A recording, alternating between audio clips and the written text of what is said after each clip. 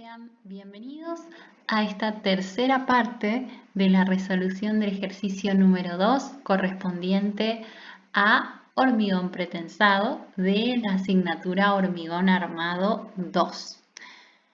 Vamos a retomar donde nos habíamos quedado. Hemos determinado ya la fuerza de pretensado necesaria, hemos determinado las pérdidas, estamos en condiciones de calcular las tensiones de trabajo en nuestra pieza de hormigón pretensado. Entonces, comenzaremos con el punto verificación de tensiones en estado de servicio. Lo primero que debemos conocer son las tensiones admisibles en el hormigón pretensado. Para ello nos vamos a ir a el reglamento. Vamos a ir a la parte que tiene que ver con hormigón pretensado y sus tensiones admisibles en estado de servicio. Bien. El punto 18.4, requisitos para las condiciones de servicio, nos va a marcar dos momentos. En el punto 18.4.1 nos va a dar las tensiones admisibles en el hormigón inmediatamente después de las transferencias del pretensado, bien, en el instante T0. Y luego, en el punto 18.4.2, nos va a dar las tensiones admisibles para los distintos tipos de pretensado. Recuerden, nosotros estamos trabajando con clase T, para el hormigón bajo las cargas de servicio, bien, en el tiempo T infinito. En tiempo T0 vamos a tener una tensión admisible de compresión, ¿sí?, que es 0,60 de la resistencia característica del hormigón en el momento que estamos evaluando las tensiones, ¿sí?, en T0, ¿sí? Por eso es F'CI. Para las tensiones de tracción tenemos dos tensiones admisibles. Una es la raíz del F'C por 0,5 que se da en los apoyos, ¿sí?, cuando estamos verificando las secciones en los apoyos. Y la otra es la raíz del F'C por 0,25 que es en el resto de las secciones que no son los apoyos. Esto es para T igual a 0.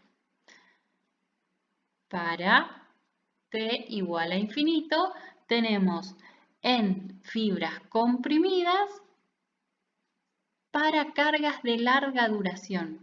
Las cargas de larga duración son todas las cargas permanentes y las sobrecargas que sean de larga duración. Depende del tipo de estructura, en una vivienda, en comercios y demás, hay parte de la sobrecarga que podemos tomar como carga de larga duración. En este caso, en el caso del puente, vamos a tomar como cargas de larga duración solamente las cargas permanentes. La segunda opción, fibra comprimida, compresión, pero para la totalidad de las cargas. Cargas de sobrecargas y permanentes, ¿bien? Para entonces cargas de larga duración tenemos 0,45 de la resistencia característica ya en T infinito y para las cargas totales 0,6 de la resistencia característica en la misma edad.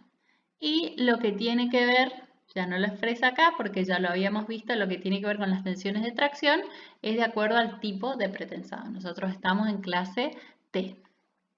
Bien, vamos a nuestro ejercicio. Todo esto que estuvimos enunciando es lo que exponemos por aquí.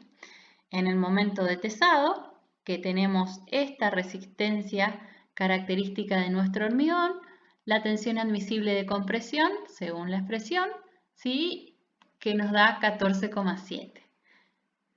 Tracción en los apoyos o en el resto de la sección, ¿sí?, tenemos estas dos tensiones, nosotros nos vamos a mover en L sobre 2, donde los momentos van a ser máximos. Vamos a hacer la verificación solamente en esa sección. En un cálculo completo, cuando ustedes estén ya en su vida profesional, corresponde hacer la verificación sección por sección, verificar los apoyos y verificar distintas secciones hasta llegar a L sobre 2. O sea, hay que hacer las verificaciones en todas las secciones. Nosotros en este ejercicio práctico nos vamos a mover solamente en L sobre 2. Es lo mismo para el resto de las secciones, tendrán que ver las solicitaciones que están trabajando en ese momento. Para luego de las pérdidas ya en servicio, para T igual a infinito, vamos a tener en la viga la resistencia característica de 35 megapascales. Y en la losa, recuerden, teníamos una resistencia característica de 30 megapascales. En algunas fibras de las secciones a verificar va a ser la losa y en otras va a ser la viga. La losa, que está en la parte superior, va a estar evidentemente comprimida. Entonces vamos a tomar las tensiones admisibles de compresión tanto en la viga como en la losa. Los valores que teníamos para cargas permanentes, o sea, para cargas de larga duración, y compresión para cargas totales, 0,45 y 0,60.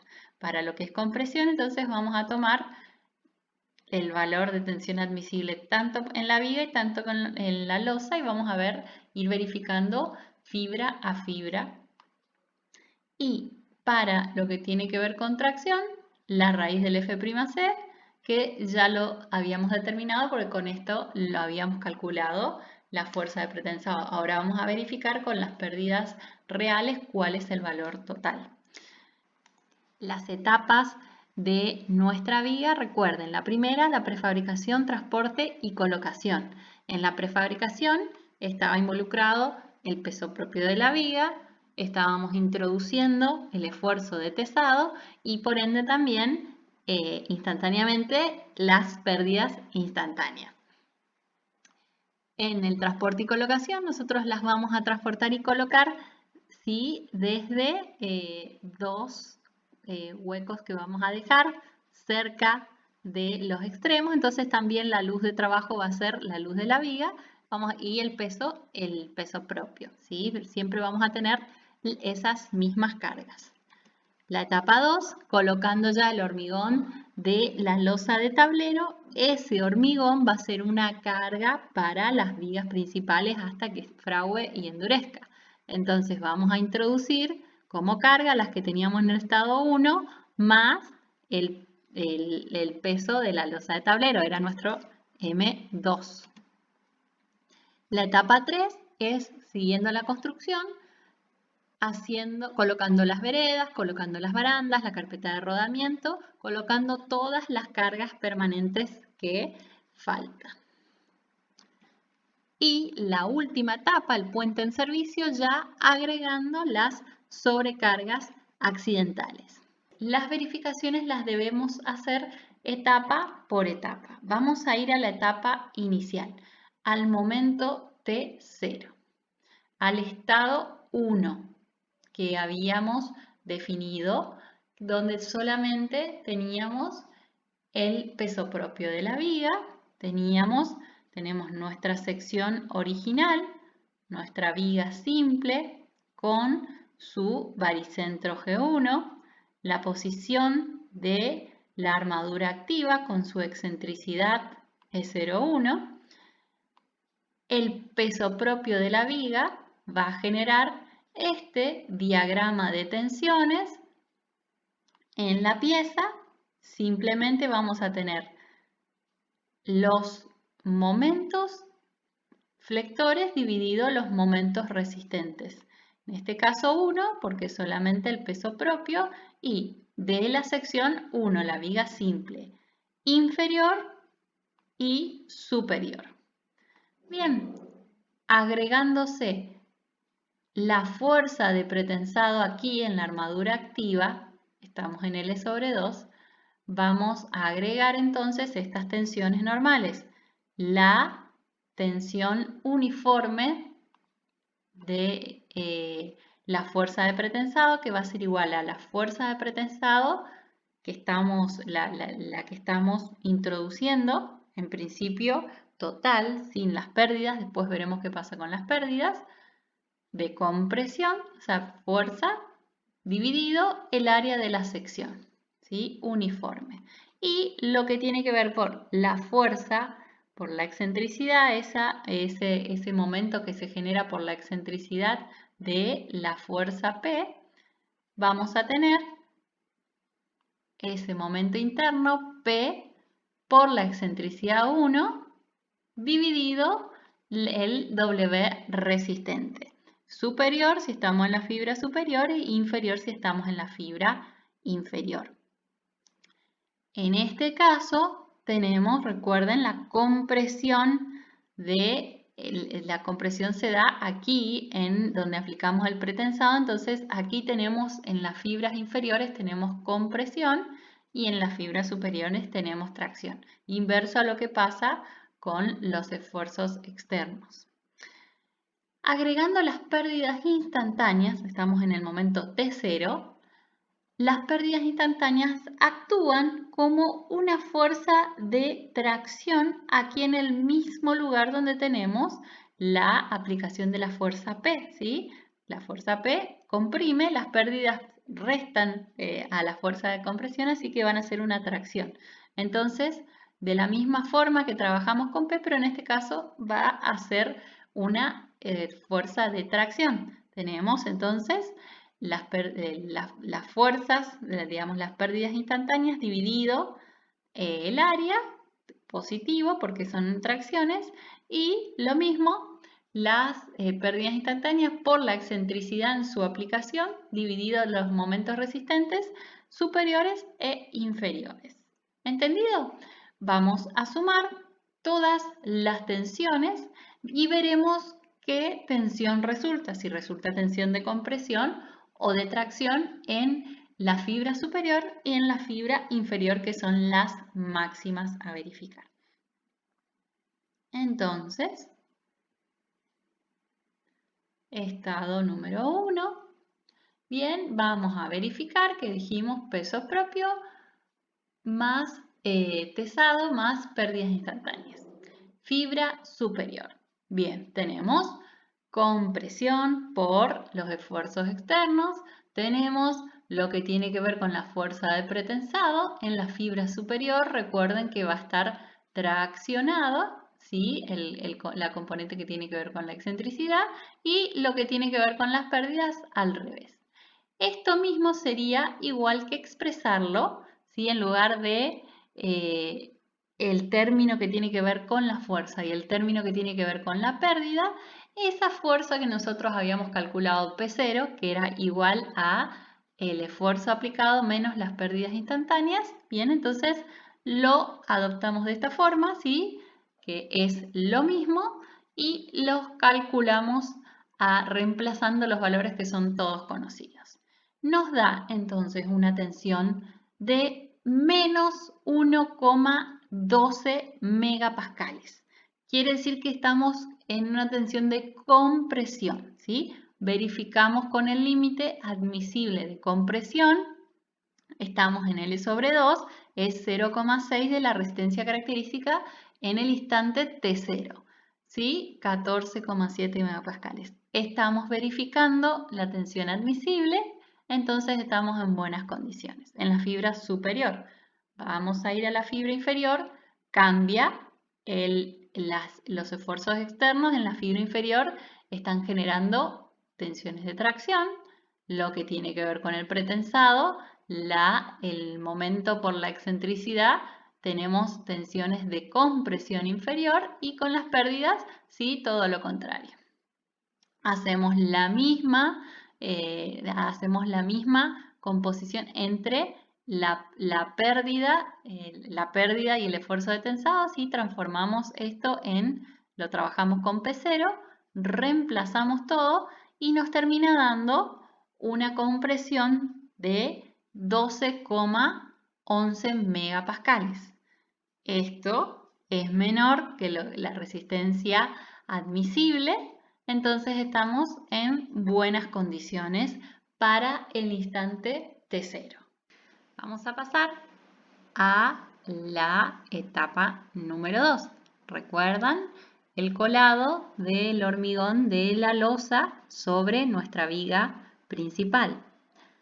Entonces, al igual que las cargas de peso propio de la viga principal, el peso de la losa carga a la viga, ¿sí? Tenemos este diagrama de tensiones normales moviéndose en el baricentro de la sección de la viga principal porque la losa es una carga en la viga principal con los momentos M2 correspondientes al peso propio de la losa.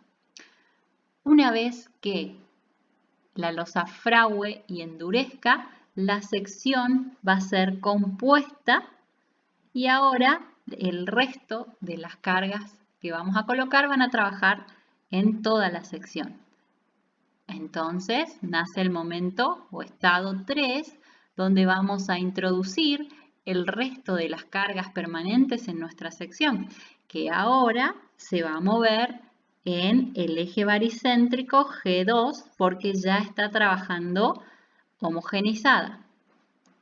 Agregando las cargas exteriores M3, vamos a tener tensiones en la fibra inferior, el momento M3 dividido el momento resistente de la sección 2 inferior. Siempre las solicitaciones externas para esta viga simplemente apoyada están generando tracción inferior. En la fibra superior, recuerden, tenemos ya compresiones y en la fibra que corresponde a la unión, aquí a la unión entre la viga y la losa tendremos el momento dividido el momento resistente, que recuerden es la inercia, dividido la distancia a la fibra que estamos analizando, en este caso aquí, que era en la pieza 2 superior, en la parte superior de la viga, ¿sí? Por eso SB. Cuando nos vamos un poquito más arriba, recuerdan que aquí teníamos hormigón H35, la losa es hormigón H30, entonces no seguirá la misma pendiente de tensiones. Vamos para calcular las tensiones, moviéndonos en este hormigón que es de otra resistencia característica, tendremos que multiplicar a las tensiones por el cociente entre los módulos de elasticidad.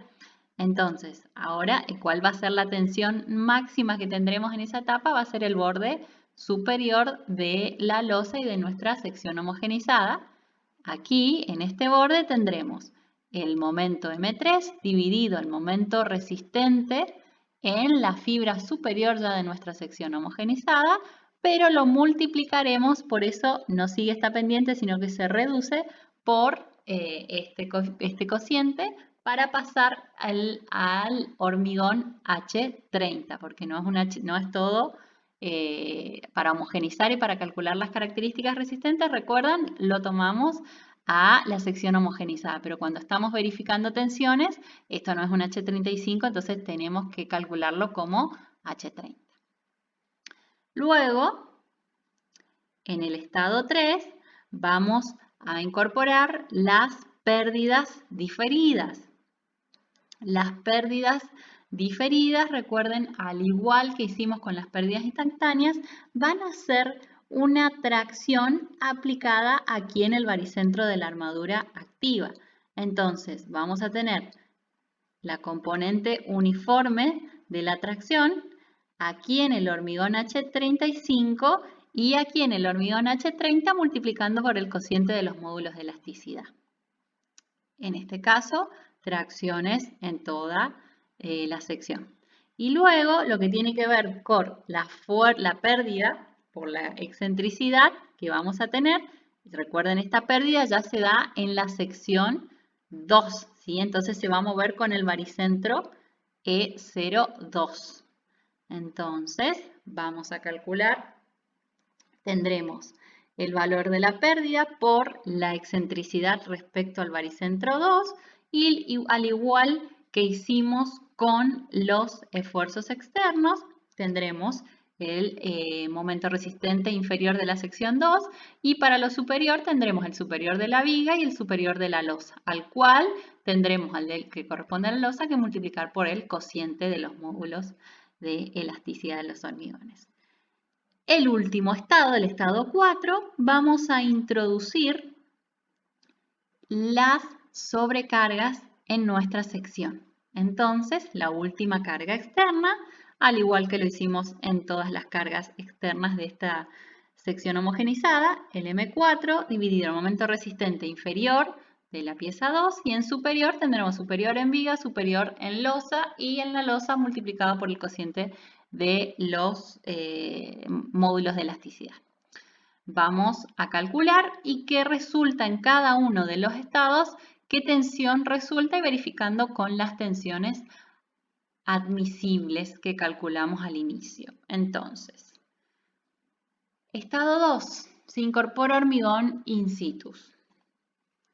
Bien, entonces, de lo que nosotros teníamos del estado anterior, incorporamos lo que tiene que ver con las tensiones normales producidas por M2. En la fibra superior comprimida, en la fibra inferior traccionada. Entonces, simplemente reemplazamos lo que tenemos de la condición del estado 1 en la fibra superior, menos este término, lo que tenemos en la fibra inferior en la condición de la etapa 1, más este término, y lo que nos termina resultando es una compresión superior de menos 7,52 megapascales y una compresión inferior de menos 7,07 megapascales. Ambas menor a la compresión admisible de 0,45 F'C. Recuerden que nosotros ya en este instante vamos a estar, cuando colamos el hormigón in situ, el hormigón de la viga ya tendrá 28 días, entonces es el F'C ya en servicio, ¿sí? Es ya de la edad de diseño. Y recuerden que para cargas permanentes es 0,45 de este valor. Estamos con unas tensiones de compresión admisible de 15,75 en buenas condiciones en ambos casos. Estado 3, se incorpora el peso de la obra de arquitectura y las pérdidas diferidas. Y recuerden que en el estado 3 ya no trabaja la sección 1, cambiará eso. Entonces, y que vamos a tener que estar en la fibra inferior y en la fibra superior total de la sección homogenizada y en la viga superior, en la viga principal. Entonces, en el borde superior del hormigón in situ no tenemos ninguna tensión que tengamos de los estados anteriores. Vamos a tener solamente lo que corresponde a las cargas permanentes, al término que corresponde a las cargas permanentes y al que corresponde a las pérdidas diferidas. Recuerden, en la fibra superior las cargas permanentes me generan una compresión y las pérdidas también me generan una compresión. Y todo esto multiplicado por el cociente de los módulos de elasticidad. Reemplazamos y nos da en la fibra superior de nuestra sección homogenizada menos 1,93. Seguimos con compresiones, estamos con compresiones, menor a la compresión admisible.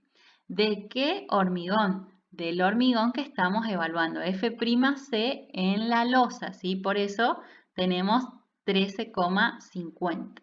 ¿Sí? Estamos con la losa, el F'C 30 megapascales. En el borde superior del hormigón premoldeado vamos a tener lo que teníamos en el borde superior de la viga principal en el estado 2 y en este caso ese borde superior va a seguir con los mismos signos, ¿sí? Porque el baricentro está más abajo, entonces seguimos con las pérdidas diferidas, ¿sí? Que el término va a ser de compresión superior y con los momentos por sobrecargas permanentes luego del colado de la losa in situ, ¿sí? Siempre en el borde superior de la viga los momentos resistentes. Reemplazamos todo y nos termina dando menos 8,97 megapascales.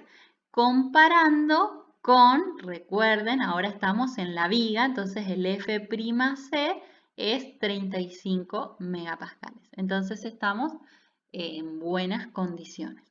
Vamos a la fibra inferior, lo que teníamos del estado 2. En este caso ya sí tenemos cambio en la fibra inferior, está por debajo del baricentro, tenemos cambio de signo, tenemos las pérdidas que generan tracción inferior por el término de su excentricidad y los momentos externos también. Reemplazamos todo y tenemos menos 2,62 megapascales. Esto es menor que nuestra resistencia admisible a la compresión. Estamos siempre, por ahora todo, con cargas permanentes, por eso el término 0,45 del F'C. Y el F'C, recuerden, de acuerdo a dónde en la fibra que estamos trabajando, qué hormigón corresponde. Vamos al último estado, el estado número 4. Se incorporan las sobrecargas. Entonces, lo que venimos teniendo de los estados anteriores, en el borde superior del hormigón in situ, le vamos a incorporar el término por las sobrecargas, ¿sí? Recuerden, sobrecarga, borde superior, tenemos compresiones y esto vamos a, ya que estamos en el hormigón in situ, en la losa, lo tenemos que multiplicar por el cociente entre los módulos de elasticidad. Reemplazamos y esto nos termina dando menos 5,67 megapascales. Ya aquí tenemos todas las cargas, así que ya no es no solo las cargas de larga duración, sino todas las cargas de servicio, entonces ya no es 0,45 sino es 0,60 del F'C. En este caso estamos en el borde superior de la losa, ¿sí? En el borde superior de nuestra sección homogenizada, el hormigón es H30, ¿sí? Estamos en buenas condiciones. En el borde superior del hormigón premoldeado, de la viga premoldeada, hacemos lo mismo, ¿sí? Y nos termina dando menos 11,97 megapascales. Sigue siendo menor aquí a 0,60 del F'C. Recuerden que aquí ya estamos en la viga, es 35 megapascales y que aquí ya estamos con la totalidad de las cargas de servicio, por eso es 0,60. Y en la fibra inferior, lo que veníamos arrastrando de la etapa 3 y en este caso el momento por las sobrecargas en la fibra inferior genera tracciones inferiores. Si reemplazamos todo y nos termina dando 3,95 megapascales, menor a nuestra tensión admisible que habíamos calculado de 5,92 megapascales. ¿Sí? Aquí ya con seguridad estamos en el hormigón de la viga. Bien, hemos verificado todas las etapas, ¿sí? Y las fibras, ¿sí? Hemos verificado las tensiones en estado de servicio en L/2. ¿Sí? Restaría en un cálculo completo que ustedes hagan las distintas secciones, ¿sí? Cerca del apoyo, en distintas ubicaciones. Vamos a la siguiente y última etapa de nuestro cálculo de nuestra viga pretensada a flexión. La verificación de la resistencia a flexión, las verificaciones en estado último. Entonces, lo primero, esto va a ser muy similar a lo que ustedes, prácticamente igual a lo que ustedes conocen de hormigón convencional. Para determinar nuestras resistencias últimas, el reglamento CIRSOC, ¿sí? En la página 88, ¿sí? En el punto 921, ¿sí? De las distintas combinaciones de carga, ¿sí? La que resulta más desfavorable es 1,2 de las cargas permanentes más 1,6 de las cargas vivas o sobrecargas. En este caso es 1,2 de nuestro momento M1, M2 y M3, que eran nuestras cargas permanentes. Estamos en L/2, por supuesto, más 1,6 de el M4 que tenía que ver con la sobrecarga. Reemplazamos todo y nuestro momento último nos da 7,809 meganewmetro. Para determinar la resistencia nominal de una pieza, necesitábamos plantear ecuaciones de equilibrio de tensiones y equilibrio de deformaciones en el momento, en el instante de la rotura. Y que sabíamos que en ese instante la tensión en el acero de un hormigón convencional iba a ser igual a la tensión de fluencia. En el caso de hormigón pretensado, no es así. El diagrama tensión-deformación del acero de pretensado no es bilineal y no tenemos la certeza de si va a estar, o sea, vamos a tener una tensión entre la tensión de fluencia y la tensión de rotura de nuestro acero, pero no sabemos en qué tensión va a estar trabajando en el momento de la rotura de la pieza. Vamos al reglamento. Eso es lo único que va a cambiar respecto a hormigón convencional. Vamos a la parte de pretensado, ¿sí? Capítulo 18, resistencia a flexiones. Esto es lo que nos especifica el reglamento, ¿sí? De que para calcular cuál es la tensión en la cual va a estar fallando nuestra armadura, tenemos para cables adherentes o cables no adherentes, nos propone una ecuación, ¿sí? Que va a depender de parámetros de la armadura y parámetros del hormigón y parámetros de la pieza, porque en realidad se basa en una condición de deformación de la pieza. Vamos a verlo también, los ejemplos de aplicación. En la página 12 van a poder encontrar los diagramas de los equilibrios de deformaciones y de tensiones en el momento de rotura y que justamente lo que nosotros queremos determinar, que es el T, que va a ser igual a la tensión en la cual esté trabajando nuestro acero de pretensado por la sección del acero de tesado, ¿bien? Esa tensión, ¿sí? Lo vamos a ver por aquí, es lo que les estaba comentando. Depende de cómo se esté deformando nuestra armadura, ¿sí? Vamos a tener una tensión límite entre la tensión de fluencia y entre la tensión de rotura, ¿sí?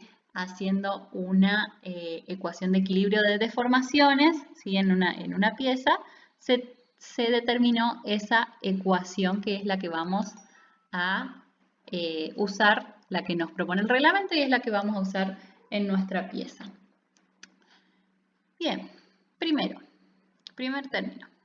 FPU, la resistencia de rotura a tracción del acero de pretensado, dato 1864. El término gamma P tiene que ver con la forma del diagrama tensión-deformación del acero que estamos utilizando.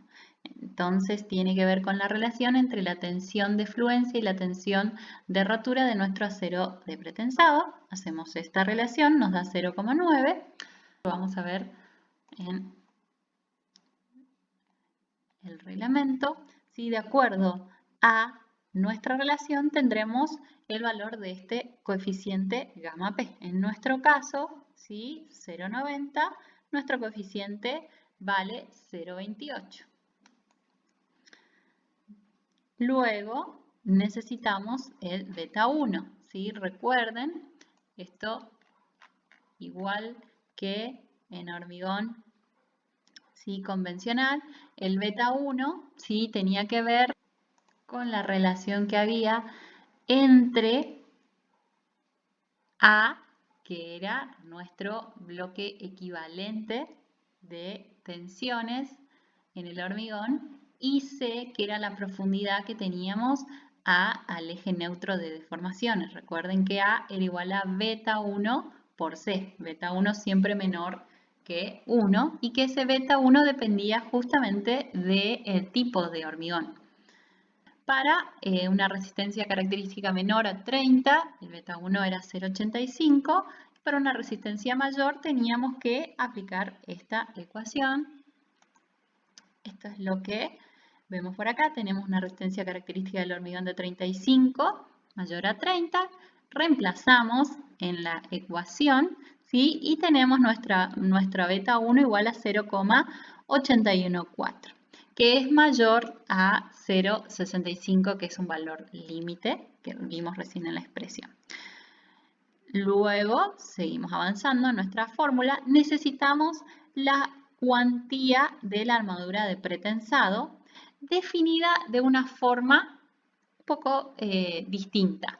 Bien, la cuantía de nuestra armadura de tesado va a ser igual a la armadura que tenemos de pretensado dividido a nuestro bloque de compresión, pero en realidad vamos a tener solamente el ancho del bloque de compresión, ¿sí? Que en este caso va a ser igual al ancho de nuestra losa, que vamos a considerar siempre la sección homogeneizada en este caso, por aquí.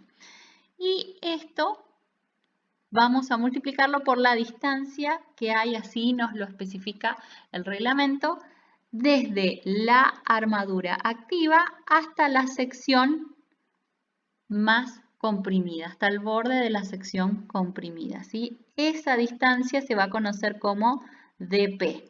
Y esa cuantía entonces va a ser igual a la armadura activa dividido al ancho de la zona de compresión por la distancia que hay desde la armadura activa hasta el borde más comprimido. Tenemos la altura total de nuestra pieza, 1,88 menos 0,88, que es la distancia que teníamos desde el borde inferior hasta el baricentro de nuestra armadura. Reemplazando esto aquí, tenemos nuestra cuantía de la armadura activa. Luego nos solicita cuantías, vamos a la fórmula, ¿sí? Luego tenemos de distancia desde la fibra más comprimida hasta la armadura pasiva, si la hay, si hay armadura no tesa, y dP dijimos desde la fibra más comprimida hasta la armadura activa. Y luego estos son cuantías mecánicas de armadura pasiva en la zona de traccionada y en la zona comprimida, si tuviéramos en la zona comprimida o en la zona traccionada. No vamos a considerar armadura pasiva ni en la zona comprimida ni en la zona traccionada, ¿sí? Entonces nuestra cuantía geométrica va a ser igual a 0 y nuestra cuantía mecánica va a ser igual a 0. Reemplazando todo, la tensión en la armadura activa en el momento de rotura de nuestra pieza, FPS, será igual a 1833,1 megapascales, ¿bien? Inferior a la última, pero mayor a la de fluencia. Entonces, la fuerza provista por la armadura va a ser igual a esta tensión por la sección de nuestra armadura activa. Si nosotros tuviéramos armadura pasiva, pudiéramos incorporarla aquí y pudiéramos sumar entonces el área de esa armadura activa por su tensión de fluencia en la rotura, que es el acero convencional, ¿verdad? En nuestro caso nosotros no tenemos armadura pasiva, ¿sí? Entonces solamente es este término. Entonces, esto nos resulta 5,79 meganewton nuestra fuerza de tracción para el brazo de palanca. Necesitamos determinar, ¿sí?, cuál es nuestros esfuerzos de compresión. ¿Sí? Recuerden, por equilibrio interno, T es igual a las tracciones en la armadura, tiene que ser igual a la fuerza provista por el hormigón. Vamos a despejar ¿sí? Vamos a despejar la profundidad del bloque de tensiones, considerando que, obviamente, nos venimos para acá, considerando que el ancho de la zona comprimida va a ser igual a BL y veremos cuánto nos da esta profundidad. Si es menor al espesor de la losa, estaremos en esta situación, ¿sí?, de un rectángulo, y si es mayor, tendríamos que considerar, ¿sí?, otras ecuaciones para su cálculo. Bien, entonces en este caso B lo consideramos al ancho de la losa por 0,85 por el hormigón que tenemos en la losa, el F'C, que es 30, ¿bien? Esto nos da 0,117 del bloque de tensiones. Ahora determinaremos cuál es la profundidad de nuestro eje neutro de deformaciones, haciendo, aquí se está en mayúscula, es una minúscula, haciendo este mismo A, ¿sí? La profundidad del bloque de tensiones dividido el beta 1, que ya lo tenemos calculado, esto nos da 0,144. 0,144, o sea 14,4 centímetros, es menor que el espesor de la losa 18. Quiere decir que estamos, bien, es una sección, la calculamos de manera correcta, es una sección rectangular. Fue adecuada la suposición de el ancho B igual al ancho de la losa. Y nuestro C es menor al máximo, que es 0,375 de dP. El momento nominal, ya tenemos la fuerza y ya tenemos la distancia, ¿sí? Nuestro brazo de palanca. Perdón, disculpen, solo para que lo vean. ¿Sí? Tenemos la fuerza T, lo que queríamos calcular es nuestro brazo de palanca, que va a ser igual a, nosotros tenemos dP al borde inferior, al borde superior, y tendríamos que restarle A sobre 2, ¿sí? Es dP menos A sobre 2, y ese es nuestro brazo de palanca interno, por eso necesitábamos A. Esto es lo que hacemos aquí, ¿sí? Reemplazamos y tenemos 10,13 meganewton como momento nominal interno. Vamos a determinar, ¿sí? Cuál es la deformación a nivel del centro de gravedad de los elementos tensores, y vamos a ver a cuánto se está deformando nuestro acero para ver si la sección va a fallar por el acero o por el hormigón. Si la sección va a estar controlada por tracción, ¿sí? Que es una sección cuya rotura es controlada porque tenemos fisuras, tenemos deformaciones, o si va a ser una falla controlada por compresión, que es una falla brusca, entonces tenemos mayores coeficientes de minoración. Vamos a ir a los ejemplos de aplicación rápidamente para verlo. Por semejanza de triángulos entre este triángulo grande, ¿sí? Que tendría una base, la deformación de tracción, más la deformación en el hormigón y una altura de P, y este triángulo que tendría una base de la deformación del hormigón y una altura igual a C, ¿sí? Haciendo semejanza de triángulos, llegamos a despejar, ¿sí? El término de la deformación específica de la armadura activa, y esto nos da 42 por 1000, mayor al 5 por 1000, que es la deformación de rotura. Entonces, evidentemente va a fallar nuestra armadura primero, ¿sí? Antes de que falle nuestro hormigón, entonces la sección está controlada por tracción. Entonces, tenemos nuestro coeficiente de minoración, tenemos nuestro momento nominal, podemos calcular nuestro momento de diseño, que nos da 9,12 meganewton. Y nuestro momento último, resistencia requerida, era 7,89 meganewton. Entonces, estamos en buenas condiciones.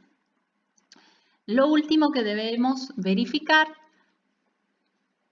de acuerdo a nuestro reglamento, ¿sí? Para hormigón pretensado,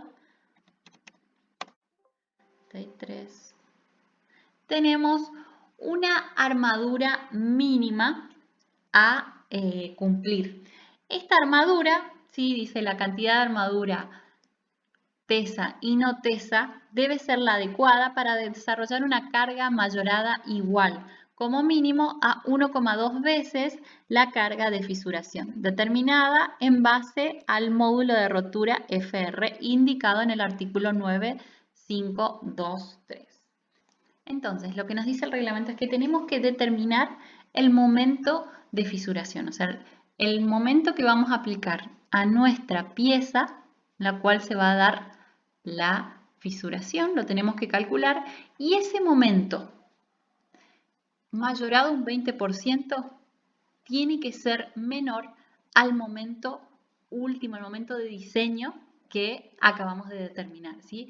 Estamos tratando, lo que está tratando el reglamento es de alejar el momento de fisuración de nuestra pieza a el momento de diseño de nuestra pieza. Entonces, lo primero que debemos, si cumplimos esto, vamos a cumplir con la armadura mínima. Si no se cumple esto, tendremos que agregar armadura hasta que se cumpla esta condición.